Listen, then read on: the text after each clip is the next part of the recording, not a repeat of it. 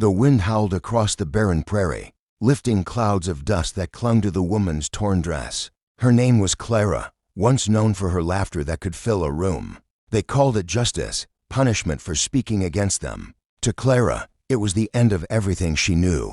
She didn't cry. The tears had dried hours ago, replaced by a hollow stillness. The setting sun turned the world red, and in that glow, she looked like a ghost of herself, a woman stripped of her dignity but not her soul. From a distance, Eli Turner, a rancher from the neighboring land, watched the scene unfold. He'd heard the shouting earlier, the screams that carried across the wind. He'd wanted to stay out of it, folks. Troubles weren't his business, but something in him wouldn't let it go. He saddled his horse and rode over, dust trailing behind him like smoke. When he arrived, the men were gone. Only Clara remained, sitting in silence, arms wrapped around her knees. Eli dismounted slowly, the leather creaking under his weight. "You all right, miss?" he asked, though he already knew the answer. Clara didn't look up. "They said I brought shame to their name," she whispered. "Now they've taken mine." Eli clenched his jaw. The injustice burned inside him. He crouched down to meet her eyes, eyes that once might have been bright, now dulled by cruelty. "You can't stay here," he said quietly. She shook her head, trembling. "Where would I go?" He looked toward the horizon, endless land, empty, but full of promise. "With me," he said firmly. "You're coming with me." For the first time, Clara lifted her gaze. There was disbelief in her stare, and a flicker of something long buried, hope. The wind carried silence between them, heavy but alive. Eli extended his hand, rough and weathered from years of labor. Clara hesitated, then slowly placed her trembling fingers into his palm. It was the first human kindness she'd felt in a long time. As they walked toward his horse, the sun dipped below the ridge, painting the sky in fire. Clara didn't know what awaited her, but for the first time since the nightmare began, she wasn't alone. She winced as the saddle brushed her scraped skin, but said nothing. The horizon stretched before them like a promise and a warning all at once. The rancher's horse, a tall chestnut Mari named Juniper, snorted softly as if sensing the tension in the air. They rode in silence for a long time. The prairie seemed endless, the sound of hooves thudding softly against the earth. Clara's hands clung to the saddle horn. Her shaved scalp burned under the fading sun, but she welcomed the sting. It reminded her she was still alive. Eli glanced back at her every so often. "You got a name?" he asked finally. "Clara," she said faintly. "That's a good name," he replied. "You can keep it. Nobody's got the right to take that from you." She almost smiled, almost. The words were simple, but they hit deeper than she expected. Driving her from her husband's home, she thought she'd lost her very self. When they reached Eli's ranch, night had fallen. A dim lantern flickered on the porch of a sturdy old farmhouse. A dog barked once, then settled when Eli spoke softly. He helped Clara down, guiding her toward the steps. "You can stay here," he said. "Ain't much, but it's safe. I'll fetch some water and a blanket." "Why are you helping me?" Eli hesitated, then met her gaze. "Because I've seen too many folks look away when something wrong happens. I ain't gonna be one of them." She nodded, unable to speak. The lump in her throat grew heavier, not from sorrow this time, but from gratitude she didn't know how to express. Inside, the fire crackled softly. Eli placed a cup of warm tea on the table in front of her. Clara wrapped her fingers around it, letting the warmth seep into her palms. For the first time in months, her body began to unclench. "You rest tonight," Eli said quietly. "Tomorrow, we'll figure out what comes next." Clara looked into the firelight, watching the flames dance and whisper. What comes next, she didn't know, but the thought didn't scare her anymore. Somewhere deep inside, something broken was beginning to mend. Outside, the prairie wind blew gently against the windows, carrying the sound of freedom, faint but real. Morning came slow and golden over the prairie. The first rays of sunlight slipped through the thin curtains, casting stripes of light across the wooden floor. Clara stirred on the cot near the window, wrapped in a quilt that smelled faintly of hay and cedar. For a moment, she didn't remember where she was. She sat up, her bare feet touching the cool floorboards. Eli's house was quiet. She peeked out the window and saw him by the corral, already at work, his broad shoulders moving in steady rhythm as he fixed a broken fence post. There was something grounding about him, a man who didn't waste words, who didn't ask for thanks. Clara pulled the blanket tighter around her and whispered to herself, "I learned my keep." By the time she stepped outside, the air was filled with the scent of coffee and earth. Eli looked up, surprised to see her awake. "You didn't have to get up so soon," he said. "I can't just sit around," Clara replied softly. "I'm used to working." He nodded, a faint smile tugging at the corner of his mouth. "Then you can help feed the hens. They don't take kindly to strangers, but you seem gentle enough." Uncertain laugh, but real. Together they worked through the morning, tending animals, fetching water, mending what was broken. Each task, though small, stitched a little bit of strength back into her. But peace, she soon learned, is fragile. Eli's eyes narrowed. He recognized the sound long before the riders appeared. Dust clouds rose from the road, and with them came the echoes of trouble. "Inside," he told Clara firmly. She obeyed without question, heart pounding as she ducked behind the curtain. 3 men rode into the yard. One she knew instantly, her brother-in-law, Mason, the man who had held her down while her hair was shorn. His smirk twisted her stomach into knots. "Well, I'll be," Mason drawled, swinging off his horse. "Didn't figure you'd go picking up our family's trash, Turner." Eli's hand rested lightly on his belt, near his holster, though his tone stayed calm. "She ain't your concern anymore." Mason spat in the dirt. "She's our blood, and she's comin' home." From behind the window, Clara's breath caught. Every instinct screamed to run, but her legs wouldn't move.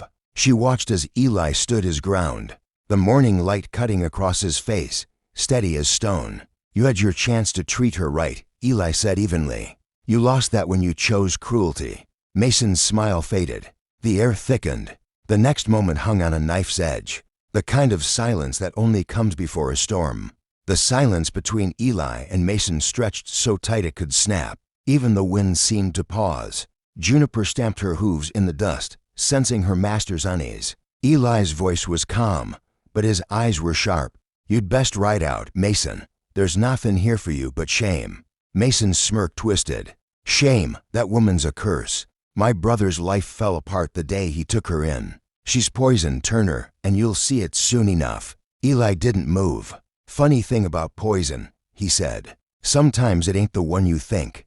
Mason's face darkened. He reached for the revolver at his hip. But Eli was faster, not in violence, but in will. "You draw that," Eli warned quietly, "and you won't be riding back." The air trembled. From the house, Clara pressed her palms to the window frame, heart hammering in her chest. The woman they'd tried to break was watching the man who refused to bend. Mason hesitated. He'd seen that look before, the kind that only comes from a man who's buried friends and faced down storms. Bigger than pride. He spat in the dirt again, backing toward his horse. "This ain't over," he hissed. "You'll regret crossing our name." "Then you best ride fast," Eli said. The other 2 men followed, the sound of hooves fading into the wind until only silence remained. Clara stepped outside slowly, her hands trembling. "They'll come back," she whispered. Eli holstered his gun. "Let 'em," he said simply. "You're safe here. Long as I'm breathin', they won't touch you again." Her eyes glistened with something more than fear. It was disbelief, awe. "Why do you care so much?" Eli looked at her for a long moment, his expression unreadable. "Because I know what it's like to lose everything and still want to live," he said. "And because no one deserves to be left in the dust." Clara's throat tightened. She turned away before the tears could fall, staring toward the horizon where the riders had vanished. For the first time, she didn't feel small. She felt angry and alive. That night, as the prairie wind howled again, she sat by the fire, a pair of Eli's shears lying on the table. She ran her fingers over them, the cold metal gleaming in the firelight. Powerless, she looked at Eli across the fire. "Tomorrow," she said softly, "teach me how to shoot." He studied her for a moment, then nodded once. "Sunrise," he replied. Outside, the darkness stretched for miles. But for Clara, the night no longer felt endless. The sun rose red that morning, the kind of red that promised change. The air was crisp. Inside, the smell of hay and oil filled the air. Clara stood waiting, her face calm but her eyes fierce. The woman who once trembled in silence now stood with her shoulders squared, ready. Eli handed her a revolver. "She's old," he said, "but she never fails." Clara took it carefully, feeling the cool weight of it in her hands. "Feels heavier than I thought," she murmured. "It always does," Eli replied. "That's why you learn to use it right, not to hurt, but to protect." They spent the morning in the open field behind the barn. The first few shots went wide, kicking up dirt. Clara flinched at the noise, her hands shaking. But she didn't quit. Every shot grew steadier, stronger, sharper, until the tin can at the fence line clattered to the ground with a clean hit. Eli nodded approvingly. "You've got a steady eye." Clara smiled faintly, a real smile this time. "Guess I'm learning." "More than you think," he said. By midday, they paused under the oak tree, sharing water and silence. The prairie stretched endless before them, a canvas of wild freedom. For a long moment, Clara felt something she hadn't in months, peace. But deep down, she knew it wouldn't last. Shadows had a way of finding her. That evening, while Eli fixed the lantern on the porch, Clara found herself drawn to the horizon again. The wind whispered her name through the tall grass. She closed her eyes and remembered Mason's words. The cruelty, the laughter, the sound of the shears. Her hands clenched, not from fear anymore, but resolve. Eli stepped beside her. "You think they'll come back?"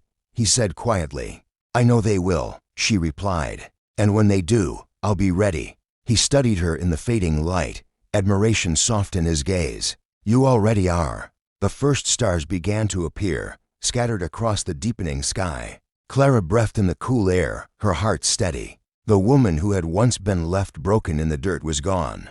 Night fell heavy, pressing low over the prairie. The flame's reflection danced across the barrel, gold and restless. Eli had gone to check the barn one last time, but both of them could feel it. Trouble wasn't far. She rose and walked to the window. In the distance, she heard it, the faint thunder of hooves. Her stomach tightened.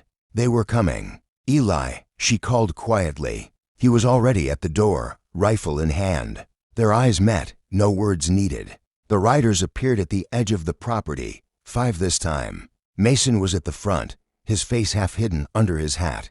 But she knew that grin, cruel, mocking, certain. "Stay inside," Eli said. Clara shook her head. "No, not anymore." She stepped onto the porch beside him. The cold air hit her face, and she felt the tremor in her hands fade. The fear was still there, but it no longer ruled her. Mason dismounted, his boots crunching in the dirt. "You should have handed her over when you had the chance, Turner," he sneered. "Now we'll take her, and your land with her." Eli's rifle didn't waver. "You'll leave the way you came, Mason. Last warning." Mason laughed. "You think that little gun'll save you?" Before he could draw, a sharp crack split the night. Clara's shot. The bullet struck the ground inches from his boot. The men froze, startled. Clara's hands were steady as stone. "Next one," she said coldly, "won't miss." The firelight flickered across her shaved head, her scarred face, her eyes burning with defiance. For the first time, Mason didn't see a victim. He saw a storm. "You ain't worth the lead," she said. "But step closer, and I'll spend it anyway." The men looked at each other, uncertain. Mason cursed, but the hesitation had already taken root. Finally, with a snarl, Mason turned his horse. "This ain't over," he spat. "Maybe not," Eli said. "But tonight it is." They rode off into the darkness, swallowed by the horizon. Clara lowered the revolver slowly. Her arms trembled now, the weight of what she'd done settling in. Eli stepped closer, resting a steady hand on her shoulder. "You did good," he said quietly. She let out a breath she hadn't realized she was holding. "I didn't think I could." "You always could," Eli replied. "You just needed to remember." As dawn broke, painting the sky in gold, Clara stood on the porch, watching the light spill across the land. The wind touched her face, gentle this time, no longer a whisper of pain, but of peace. She wasn't the woman they'd left behind anymore. She was her own name, her own strength, her own story.